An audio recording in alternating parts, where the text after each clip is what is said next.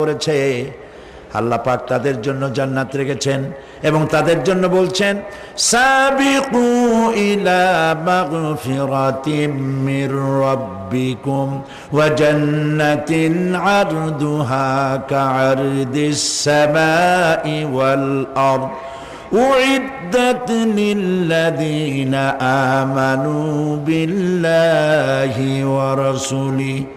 আল্লাহ পাক বলেন প্রতিযোগিতা করো আল্লাহর মাগফিরাত কামনার জন্য আর জান্নাতে যাওয়ার জন্য প্রতিযোগিতা করো, আল্লাহর রহমত পাওয়ার জন্য সৎ কাজের প্রতিযোগিতা করো, তাহলে আল্লাহ রাব্বুল আলামিন তোমাদেরকে ক্ষমা করবেন আর তোমাদের জন্য এমন জান্নাত দিবেন যেই জান্নাত আকাশের বিশালতার জমিনের বিশালতার মতো।